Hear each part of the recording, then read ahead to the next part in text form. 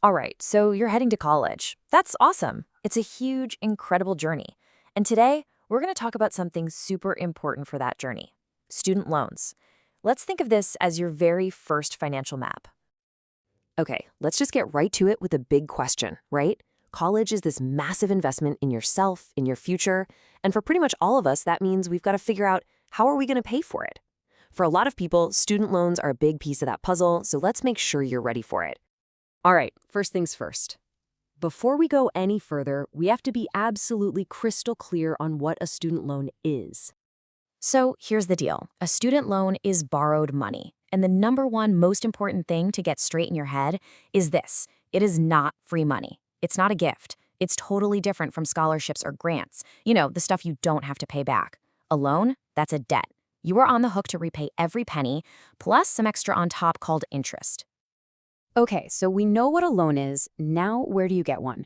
Well, you've basically got two main paths you can go down. And trust me, the path you choose makes a huge difference later on. You can see the difference right here. On one side, you have federal loans. These come straight from the government. And honestly, for most students, this is where you start. Why? Well, a few big reasons. They're usually cheaper, the interest rates are fixed, meaning your payment won't suddenly jump up, and, this is a big one, they have protections for you, the borrower. Think of it like a safety net. If you hit a rough patch, they have options. Private loans from banks and credit unions, they often don't have those safety nets. So, if we look a little closer at those federal loans, you're going to see three main kinds. First up, direct subsidized loans. These are for undergrads who show financial need. The cool thing here is the government actually pays the interest for you while you're still in school. Then you have direct unsubsidized loans. More students can get these, but you're on the hook for all the interest that builds up. And finally, there are direct plus loans. These are usually for grad students or for parents helping their kids out, and for these, they'll check your credit. Okay, so let's say you've got the loan. That's a big deal. But here's the thing. When you accept that money, you're also accepting a whole set of responsibilities. It's not just about cashing the check, you know? It's about being smart with it from day one. I really want you to hear this next part because it's probably the most important rule in this whole game. This commitment, it sticks with you. It doesn't matter what happens later. Even if you don't finish your degree, even if it takes a while to find a job, that loan is still yours to repay. Period. So what does that actually look like day to day? What are these responsibilities? Well, it means you've got to be the CEO of your own debt. You need to read the fine print, understand all the terms and fees. You've got to make every single payment on time. You have to keep track of how much you owe, and you got to make sure your lender always knows how to get in touch with you. These aren't suggestions, folks. These are the basics. Right, so knowing you have to do all this stuff is one thing, but how do you actually do it? Let's move from the what to the how. This next part is your action plan, your step-by-step playbook for managing your loans like a pro. Here we go, your 6 steps to success. Number 1, make a budget. And yes, your loan payment has to be in it. 2, understand all your repayment options. There's more than one. 3, if you have a bunch of federal loans, look into consolidating them into one payment. It just makes life easier. 4, keep your contact info up to date. Simple but crucial. 5, pay on time every single time. And number 6, and this might be the most important, if you get in trouble, if you're struggling, call your lender.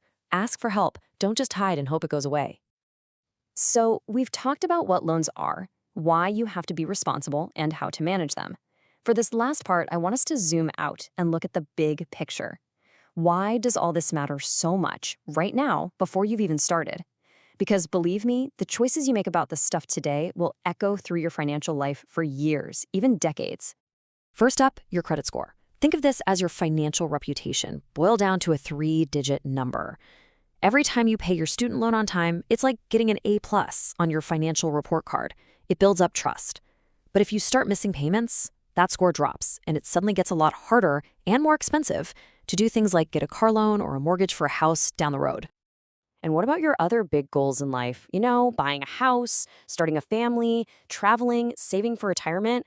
A big student loan payment every single month can really slow that stuff down. It's just less money you have to put towards those dreams. Being smart about your debt now means you can get to those other goals way faster. And here's one that might surprise you. Your debt can actually influence your career path. Think about it. If you have a massive loan payment hanging over your head, you might feel forced to take a high-paying job you don't really love just to make ends meet. Being smart with borrowing from the start, that gives you the freedom to chase the career you're actually passionate about, not just the one that pays the bills. So, look, you now have the basic map. You have the knowledge to borrow smartly, to manage this debt responsibly, and to really start building the future that you want.